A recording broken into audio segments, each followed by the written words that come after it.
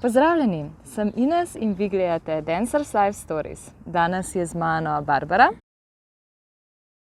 Zdaj v plesu si že res od otroštva, Ja. Tako da zagotovo so se v plesu našli kakšni trenutki, ki so ti pomenili nekaj več, ki so ti res se usedeli, in kakšni trenutki, ki so bili pa ful zabavni, tako smešni, da so se ti na ta način vtisnili spomin. Zdaj sami posebni trenutki so, ne vem, to, kar sem že prej omenila, Angola, ne, to je res ena taka velika prelomnica in res nekaj posebnega, no. Pa tudi to, da sva šla, v bistvu že to, da sva šla v Lizbono, ker tukaj se je life čisto spremenil. Jaz hodim še zdaj enkrat na leto v Lizbono in to je bilo seveda zaradi plesa, ne. Ja. Učim se portugalščino. Tako da, ja. Se ti pač spremeni. Zdaj, kar pa se tiče one prejšnje kariere, so pa to, ne vem, kakšne predstave, sploh, ko smo imeli za otroke, to je neka posebna, drugačna publika, taka bolj iskrena. Pa tudi salsa nastopi, ko smo jih imeli, so bile zanimive izkušnje, no. Kar se tiče smešnih trenutkov, so tudi tukaj smešni trenutki, ja. Kot vedno na vseh nastopih, povezani z tem, da fušaš koreografijo in si potem z velikim vprašajem nad glavo, da se ti, ne vem, da se strga kakšen kos obleke, da se zatakneš za soplesalca, ker pač imaš te mrežaste žabe in potem kakšen tak lift in se zatakneš žabo za njegov gumb, ne. Ja. Kakšne take. Zabavne. Pol zadnja taka je bila, na primer, v Lizboni. Plešem jaz z enim lepo, fino, super se mava in potem končava in imela sem pa tako majčko, da sem brez naramnic. In se ugotovim, da ima majco tule dol.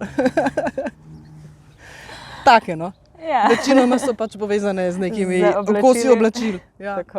Ker drugače tako ne, sej mi se vedno zabavamo, kadar plešemo, sploh Semba je tak zelo zabaven ples in ko probavaš neke trike figure, se velikokrat zgodi, da mogoče pa ne rata in je pol to še toliko bolj zabavno.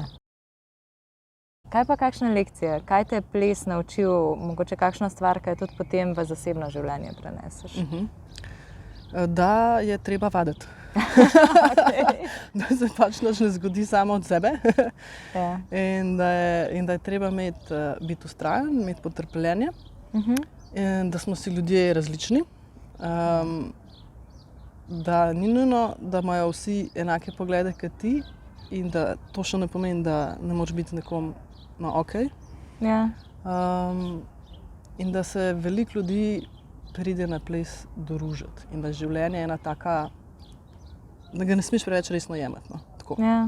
Da dajmo se malo tudi zabavati.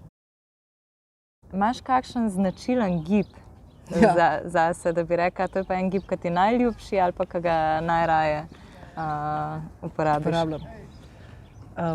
Nimam pojma. Po mojem bi to mogel povedati kdo drug, ki me opazuje. Ker ziher ga imam, sigurno ga imam. Opazila sem sicer sama pri sebi, da z levo nogo na vsake toliko nekaj počnem, kadar plešem. Ne bi znala zdaj kar to tako sama od sebe pokazati, ampak ja, nekaj naredim. Nekaj malo dvignem nogo gor, nek styling očitno, ja, naredim. To čisto spontano pride. To je to. Res bi mogla nekoga drugega vprašati to. Ali bi pa mogla narediti video analizo. Nimam tako namensko nekega takega svojega gibanja. Vedno je tako dosti spontano, no. Zdaj, Kizombo si spoznala skozi festivale, spoznala si predvsem slovensko skupnost, skozi učenje in tudi v Angoli si bila. Kako bi rekla, da se ti različnih državah primerja Kizomba in same skupnosti? Ja. To je, kamorkoli prideš, je nek svoj mal svet ali pa svoj stil, da temu rečem. Če se najprej mogoče osredotočiva na Lizbono. Lizbona pa Afrika. Angola, Zelenortski otoki, Mozambik. To so vse pač nekdanje portugalske kolonije, kjer je Kizomba. V takšni ali pa drugačni obliki, kjer je glasba in v vsaki državi majčkeno drugačna. Kizomba, ki pride iz Angole, je malo drugačna, mi temu rečemo Kizomba, zdaj mogoče ni dovolj časa, da bi se spuščala v neke detajle. Ja. Dajmo reči kar kizomba tej glasbi, ki pride iz Zelenorskih otokov, Cabo Verde se reče to po portugalsko. Je spet drugačna in temu primeren je v bistvu tudi stil plesanja. Okay. In že sam v Angoli so plesalci, ki so iz Luande, drugačni kot plesalci, ki so iz Bengele, na primer. Okay. Ja, tako da v bistvu kar malo veš, iz kje ljudje so, potem kako plešajo. In ti, ko greš ti v Lizbono, v kakšen klub, mogoče to bi spadalo med uno vprašanje oziroma odgovor o smešnih dogodkih ali pa zanimivih. Ko sem začela hoditi v Lizbono, ker še ni bilo, tudi tam ni bilo še toliko dogodkov, toliko žurov, kot jih je danes, ali pa toliko festivalov. So bili afriški diskači, kjer se je plesala kizomba. Tega danes skoraj ni več. Ker je bila pač kizomba bolj v tem nekem, rečemo temu, zaprtem communityju, pa lob se reče tem državam, ki so bivše portugalske kolonije. In so oni imeli pač svoje žure, svojo kulturo, so na tak način vzdrževali. In te žuri so bili tako malo bolj zaprtega tipa in midva so seveda hotela pač na te žure iti. Potem sva kdaj prišla, v polnoči, pač sva zvedela, kje je ta diskač, sva prišla tja in so nama rekli, but this is African party. Yes. Are you sure? African, kizomba, semba. Yes, we want to go there. Tako da na tak način sva malo v bistvu prišla, niso nekako pričakovali belcev, sploh če nisi Portugalc, neki tujci hodijo tja. Tako da je že v tem pogledu precejšnja razlika, ker pač pri nas nimamo neke skupnosti, kjer bi bili originali, da to rečem. Ampak v bistvu smo mi tisti, ki predajamo, pa se pač učimo od njih, pa predajamo stvari naprej in pač oblikujemo neko skupnost. Danes je Portugalska, Lizbona, bom rekla Lizbona, ker druge nisem toliko, razen Porto, zelo raznolika tudi, kar se tiče urban kiss in teh zvrsti. So žuri, so seveda tudi mešani žuri, tako kot pri nas salsa, bachata, kizomba. Še vedno je pa zelo veliko kizombe, ampak se vrti precej te, rečemo te moderne muzike, geto zvok. In je tudi tako, da niso sami vrhunski plesalci, se pravi, da zna milijon figur, ampak pleše predvsem tako, da posluša glasbo. In to je nekaj neverjetnega, ko ti stopiš tako malo na stran in vidiš, kako celo plesišče diha kot eno. In to so res veliki prostori in je ona muzika in vsi dihajo skupaj. To je tako, kot ti grejo kar koncine po koncu. In pred ne vem koliko leti smo šli skupaj še, to bi bilo mogoče bolj, če bi on povedal, ampak bom zdaj jaz, s našim DJ Kukijem, Matjažem, skupaj v Lizbono. In mislim, da je tudi njemu takrat to naredil en preskok, ko je pač videl, kaj to pomeni. Ker pri nas res nisi imel takrat priložnosti. Tako da se razlikuje od Slovenije pač v tem, da imaš veliko raznolikost, ker imaš tam vse ljudi iz Angole, iz Cabo Verde, iz Mozambika, iz vseh portugalskih kolonij, Portugalce, in vsak malo drugače pleše. In so tudi žuri pač različni. Eni so malo bolj kizomba, eni so bolj geto zvok, eni tršine, eni so bolj semba, eni so urban, tako da imaš veliko izbire. Raznolikost. Veliko izbire, lahko greš od četrtka do ponedeljka vsak dan na 3 žure, če hočeš. In to mi tudi delamo, kadar smo tam, da res izkoristimo. Angola je pa čisto druga scena. Tam pa je pa spet tako, kot sem rekla, odvisno iz katerega kraja so, pa koliko so stari. Starejši ljudje plešajo drugače kot mlajši. Za mlajše so ful pomembni triki. Tako da oni plešajo predvsem sembo. Ta mladi, pa Kuduro Afro House. Ta stari so pa taki tako na easy. Pač vsej razumljivo. Je pa musicality tukaj glaven za njih. To je prvo. Ker glasba je tukaj zato, drugače lahko sklopiš glasbo. Ne? Ja. Ja, pač plešemo na glasbo. Ne? Pa to, da imaš zraven še soplesalce oziroma soplesalko. To je tudi ena stvar, ki je pač zelo pomembna. Tako da, kar se tiče primerjave scene, Ljubljana, v bistvu, glede na to, koliko je majhna, še vedno imamo kar nekaj teh žurov, pa kar nekaj se dogaja. Pa imamo festivale, pa vsak teden imaš žure. Ja. Edino, kar mogoče manjka, so neki taki res kizomba žuri. Ker zdaj se običajno prepletajo z bačato. Ja, tako je. Tako da mi se sicer trudimo, ampak, kot sem rekla, nimamo, pač, ker vsi imamo še službe, in je to pa malo treba usklajevati drugače. Tako da zdaj smo nekako imeli na 2 meseca približno kizombade. Kjer je bila samo kizomba. Kjer je bila, ja, kizomba, semba, zuk, geto zuk, tršinja, včasih smo dali kakšen afro, mogoče, če bi kdo za animacijo. Ampak ja, urban pač ne. Ja. Tako da se trudimo in bom rekla, da bomo to popravili, ker to ni dobro, da je samo na vsake 2 meseca, ker ljudje sprašujejo, kdaj bo. Tako da se nekaj že pripravlja. Ja, ne bomo pač seveda pravočasno povedali, ko bo. Ampak ne bo neka taka čisto klasična kizombada, kot smo bili vajeni do zdaj. Bojo seveda še vedno, ampak bo mogoče en tak malo drugačen format. Zdaj Lizbono veliko obiskuješ, kako pa se primerja recimo sami večeri tam, primerjavi s festivali, ker verjetno festivali so bolj mednarodni ali so tudi domačini veliko hodijo potem na te? Ja, festivali so to čisto druga zgodba. Zdaj decembra, nazadnje, ko smo bili dol, levo, desno, je bilo tudi tako, da je bil en festival in je to res čisto neka druga zgodba. A greš ti v isti klub takrat, ko je festival ali pa takrat, ko ga ni, je druga klientela. Festivali tudi na splošno, kjerkoli okoli po svetu so,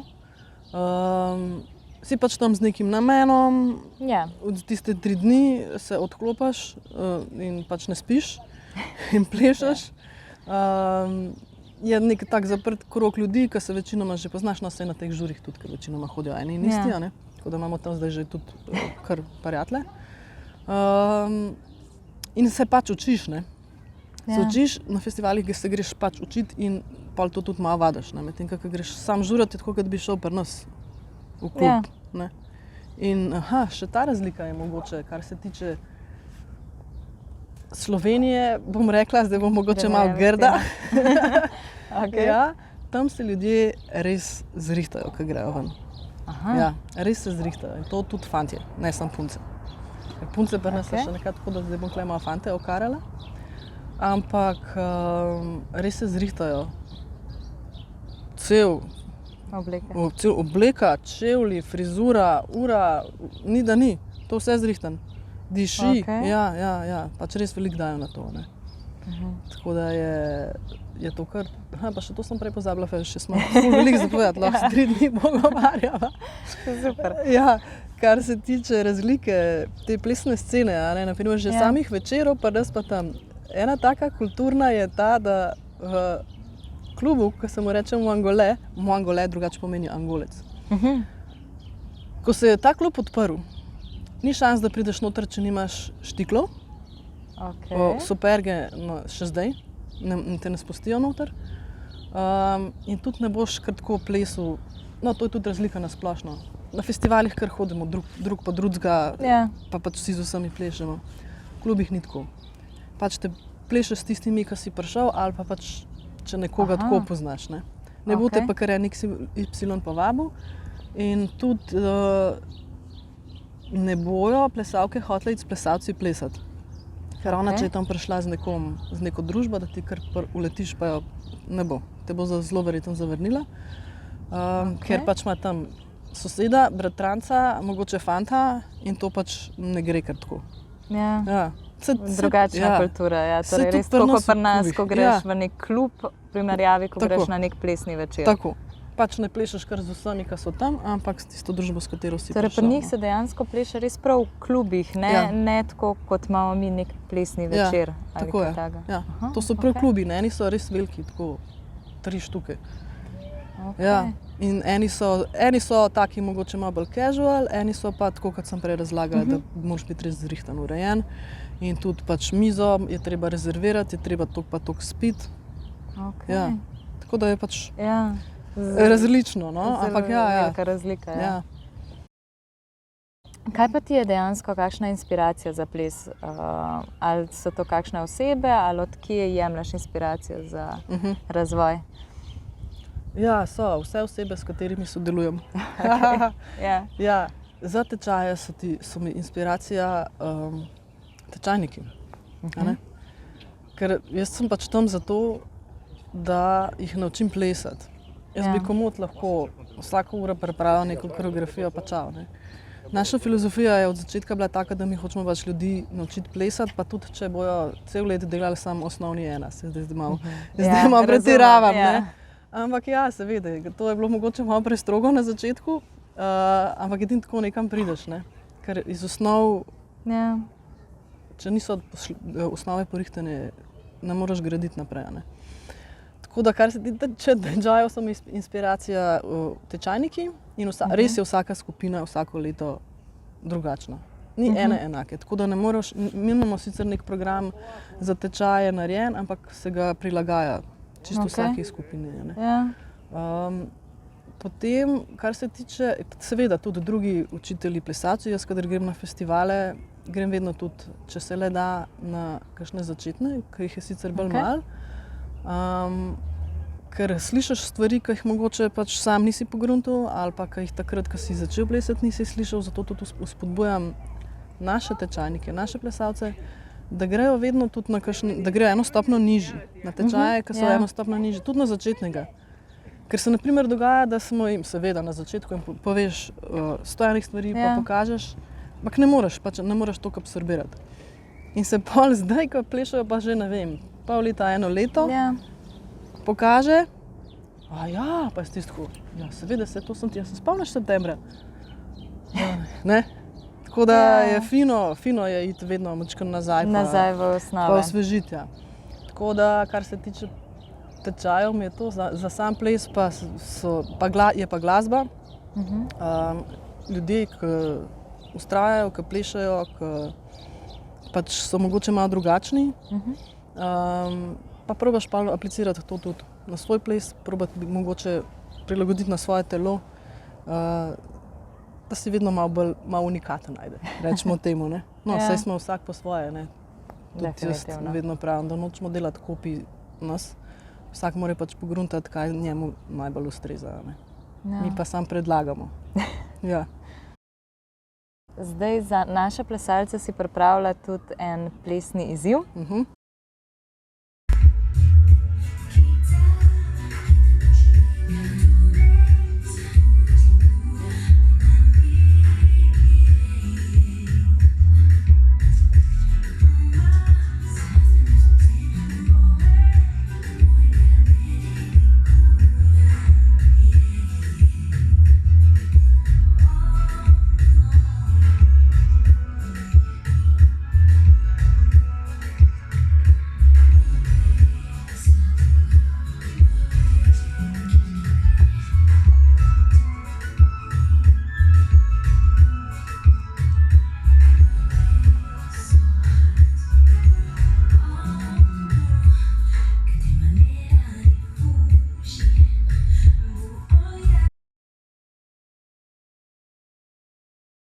Najlepša hvala, Barbara, da si se mi danes pridružila in delila svojo zgodbo.